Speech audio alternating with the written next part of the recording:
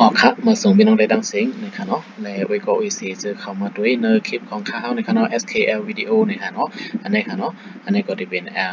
ช่อง YouTube ของข้าวนะครับเนาะ SKL วิดีโอนะครับเนาะออกครับอันนี้ก็เมื่อในข้าวแต่มี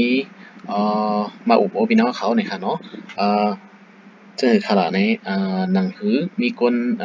คนถามมานะครับเนาะอันนี้ก็เดี๋ยวมีคนถามมาใน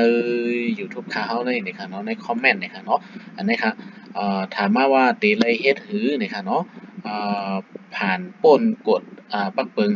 ของ YouTube นะครับเนาะกฎเกณฑ์ของ YouTube ดีออกมาเมื่อปี2019นี่นะครับเนาะว่าเฮ็ดสังมีปักเปิงสังหลายๆนี่ค่ะเนาะว่าหนังคือเขาบ่ได้หาเงินไรใน YouTube นั่นนี่ค่ะเนาะเอาค่ะอันนี้ก็เขาได้มาลัดนี้นี่ค่ะเนาะได้เฮ็ดหือเฮาผ่านกฎ YouTube นี่ค่ะเนาะเอาค่ะYouTube ออกมากฎหมายปักเปิงมันว่าจังหือนี่ค่ะเนาะมันว่าได้เลยมีข้อที่1นี่ค่ะเนาะอันนี้เขาได้อันนี้นี่ค่ะเนาะอันนี้ค่ะข้อที่1นี่ค่ะเนาะตาได้ผ่านกฎผ่านป่นนั่นตีเลยมีเนี่ยค่ะเนาะคนติดตามเนี่ยค่ะเนาะ1,000subscribe เนี่ยค่ะเนาะ1,000 subscribe เนี่ยค่ะเนาะคนติดตาม 1,000 ก่อเนี่ยค่ะเนาะ1เฮงก่อเนี่ยค่ะเนาะและตีเลยมีเนี่ยค่ะเนาะและหลูเลยมีคนเข้าตัวมันข่าวยามเข้าตัวตีสุด4เฮงชั่วโมงเนี่ยค่ะเนาะ4เฮงชั่วโมงเนี่ยค่ะเนาะเอาค่ะตัดเลยกดติดตามนะครับเนาะsubscribe นะครับเนาะ1,000 1เห็นก่อนในกรอบจะง่ายๆนะครับเนาะเขาขาดเลยมีอันนี้เป็นปักเบิง YouTube นะครับเนาะออกมาเมื่อปี2019นั่นนะครับเนาะห่างปี2018 2019นะครับเนาะย้อนเปิดว่าคนเฮ็ด YouTube ขึ้นหรือ YouTube ขึ้นนำหน้าอาลานะครับเนาะแล้วก็เปิ้นคือคัดคนที่อันเฮ็ดแต่ว่านะครับเนาะแล้วก็ที่มีพรลีต่อตรงวงกลนะครับเนาะอันอำลีอำลักษณ์นั้นเปิ้นเต็มเอานะครับเนาะเปิ้นได้คัดนะครับเนาะย้อนเปิ้นนั่นแหละมีปักเปิงมาออกมาว่าได้เลยบ่ได้หาเงินใน YouTube นะครับเนาะได้เลยมีดีสุด Subscribe 1เห็นก่อนนะครับเนาะแล้วก็ดีสุดได้เลยมีคนตัวย4เห็นชั่วโมงนะครับเนาะข่าวยามกวนเข้ามาด้วยมันนั่นครับเนาะด้วยการให้พี่น้องคำรู้ไม่ใจนะครับเนาะทั้ง2อันนะครับเนาะในต่อเฮาไล่กดติดตามนะครับเนาะ1เห็นก่อนนั้นนี่ก็เนาะ4เห็นชั่วโมงนั้นมันได้เต็มกว่าหั้งก้วยมันก้วยนะครับเนาะบ่ต่อถึงเฮาบ่ค่าบ่ได้ไล่1เห็นนะครับเนาะ Subscribe นะครับเนาะก็ค่ะอันนี้ก็ของค่าเฮานะครับเนาะอันนี้เป็นchannel YouTube ของเขานะครับเนาะ SKL Video นะครับเนาะที่ในนะครับเนาะ SAI SKL Video นะครับเนาะคนติดตามในที่มีอยู่ที่ในนะครับเนาะ4เห็น7 บาท 51ก้อนะครับเนาะอันนี้ก็ค่าเฮาเฮ็ดมาถึงอีกนึงนะครับเนาะจะว่าถึงอีกนึงถึงหนาวนะครับเนาะเลยมอก3ปีเต็ม3ปีนะครับเนาะ2ปีปลายนะครับเนาะมือ2016นะครับเนาะเขาได้เอาคลิปขึ้นนะครับเนาะวิดีโอขึ้นนะครับเนาะโบต่างวันมาเขาได้มาเฮ็ดคลิปนี้นะครับเนาะว่ารายเงินมันเป็นจังหือมันรายมือเตะจ้าเหมือนมันได้รายจังหือนี่นั่นครับเนาะค่ะอันนี้ก็ได้มารัดนี้รายเฮ็ดให้ผ่านป่นกด YouTube ก่อนนะครับเนาะค่ะอันนี้ก็มาข้อที่2นะครับเนาะเพราะว่าเฮาข้ามไปผ่านป่นปักเปิงของ YouTube นะครับเนาะนั่นเนี่ยเฮาคาได้เฮ็ดสังไปไล่ล่าๆนะครับเนาะย้อนเปิ่นนั้นเฮาคาก็จังเฮ็ดสังได้ไล่เฮ็ดคลิปวิดีโอติ๊กๆไว้นะครับเนาะอันนี้เขาเต็มผิดนะครับเนาะอันนี้เจอ่าเตนี่ค่ะเนาะเตไลเฮ็ดคลิปวิดีโอติ๊กๆนะครับเนาะต่อโปรไลน์1เฮง Subscribe คนติดตามนะครับเนาะและข่าวยามกลตัวนี่ค่ะเนาะดีในเตรียมผิดนำหน้าเลยค่ะเนาะ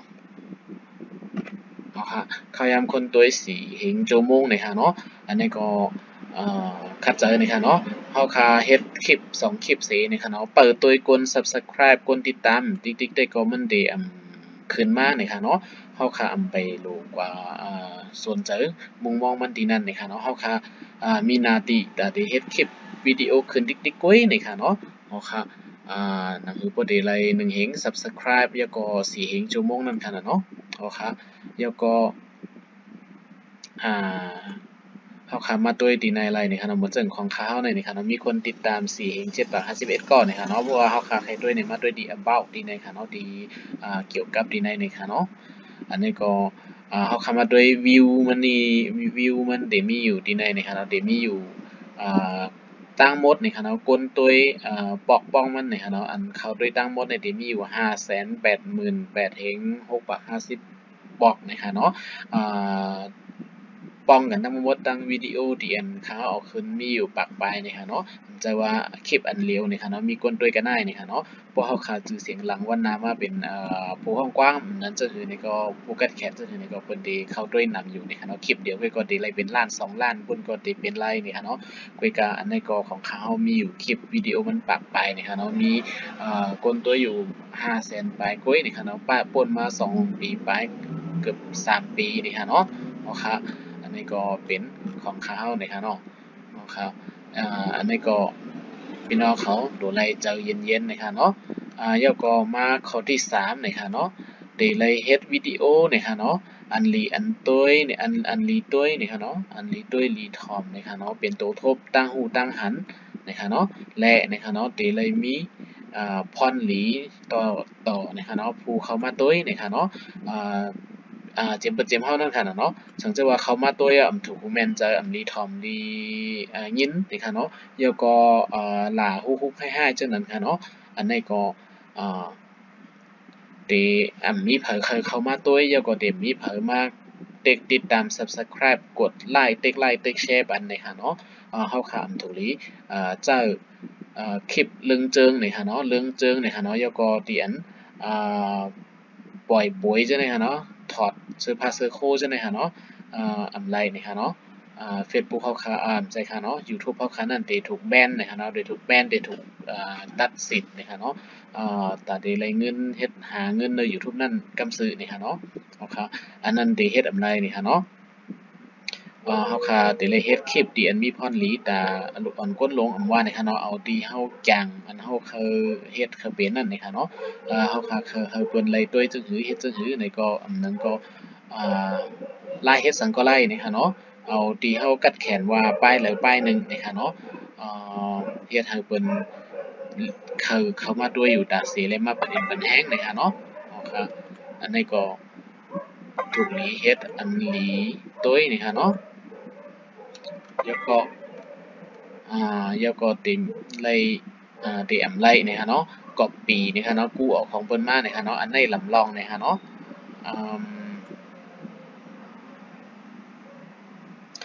ลำลองสิเพิ่นนะคะเนาะเพราะว่าเขาคักกว่าก๊อบปี้เอาของเพิ่นมานะคะเนาะใจว่าก่อนโหลดเอาเพิ่นใน YouTube ใน Facebook เสียเอามาขึ้นใน YouTube นี่ค่ะเนาะโปรเฮ็ดจังนั้นไหนเขาค่ะก็ YouTube เนี่ยมันฮู้อยู่แล้วนี่ค่ะเนาะมันได้ยอมรับว่าเราเป็นกว่าทูตเอาของเพิ่นมาสิเอาคืนกุยนี่ค่ะเนาะมันได้ปันเฮาเฮ็ดนี่ค่ะเนาะแล้วก็ได้ปิกช่อง YouTube เฮาค่ะจอมป้านี่ค่ะเนาะนั่นคือโปรเตรียมจะหาเงินไหลเหนือนั่นนี่ค่ะเนาะค่ะ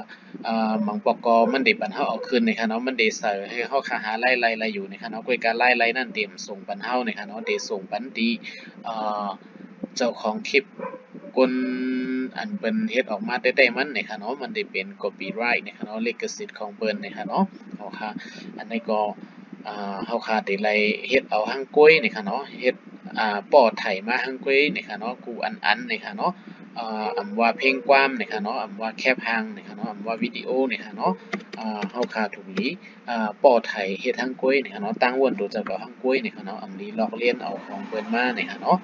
ค่ะอันนี้ก็หนังสือโปเตมีคนยุกยองนะคะเนาะและเคยบันเอ็นบันแห้งนั่นนะคะเนาะถูกนี้ทั้งก้อยนะคะเนาะส่งเป็นไล่นะคะเนาะแล้วก็เขาเดี๋ยวมีอยู่5 ข้อนะคะเนาะอันในข้อที่5นะคะเนาะเตรียมไล่เจอเพลงความในทางความเขาคัดเต็มไว้เนี่ยเตรียมสังเจอเตรียมในใจของเปิ้นนะคะเนาะสังเจอเตเจอเพลงความไหนนะคะเนาะเขาเจออันติด copyright นะคะเนาะอันติด copyright นะคะเนาะมาเจอหนังสือที่ถูกปิกYouTube เฮานั่นนะคะเนาะค่ะอันนี้ก็ถูกหลีกว่าลึก จันเอามาใน YouTube เกาหลีในอินเทอร์เน็ตเกาหลี Google เกาหลีนะคะเนาะมันได้มีอยู่นะคะเนาะเพลงที่อันเปิ้นแจกฟรีๆนะคะเนาะเขาเอากว่าเฮ็ดสังก็ไล่เปิ้นเตรียมฮักตราบสังนั้นมันได้มีอยู่นะคะเนาะว่าเสียงประกอบเสียงดนตรีเปิ้นฮ้องอิหยังค่ะเสียงมิวสิกนะคะเนาะจึงคือเกาหลีนะคะเนาะเฮาค่าถูกดีกว่าหาเอานะคะเนาะจันเอามาดีอันมีลิขสิทธิ์ copyright นะคะเนาะเอาค่ะอันนี้ก็เขามีอยู่5ข้อนะคะเนาะมาสับแรกนี้พี่น้องเขาเอก็เอซีเขานะคะเนาะอันถามมานะคะเนาะดีเลยเฮ็ดให้ผ่านพ้นปักเบิ่ง YouTube นะคะเนาะปี2019ได้นะคะเนาะนั่นคือเขาค่ะบ่ได้หาเงินไล่เหนือ YouTube นะคะเนาะเอาค่ะอันนี้ก็มาฝากถึงนะคะเนาะตอนดาน้องๆเจออันเคยเฮ็ดchannel ช่อง YouTube มากๆนะคะเนาะอันนี้ก็ที่เป็นของเขานะคะเนาะ SKL Video นะคะเนาะเผยเข้ามาด้วยแล้วนะคะเนาะสังเกตว่ามีพรลีนี่ก็อย่าลืมติดตาม Subscribe นะคะเนาะประเด็นปัญหาสีกรรมนะคะเนาะเอาค่ะอันนี้ก็วิดีโอมีอยู่ปากปลายนะคะเนาะเผยเข้าด้วยสั่งนี่ก็เข้ามาประเด็นปัญหาไรนะคะเนาะมันในก่อนที่มีกันได้กุ้ยนะคะเนาะเมื่อส่งกูโก้นะคะเนาะวันนั้นมาที่มีลองไล่ไรอยู่ทุบนะคะเนาะว่า1 เดือนมันได้รายการหือยก็โปรไรบวกไขไรเงินกันได้ยก็ติไรมีsubscribe กวนติดตามหมอกกะหือจงตีไล่นะคะเนาะอ๋อค่ะจะมีหลายอันหลายรองนะคะเนาะบ่มีข่าวย้ำตั้นเดี๋ยวขึ้นปันพี่น้องเขาอยู่นะคะเนาะมาส่งกูก็กูก้นนะคะเนาะมาส่งค่ะ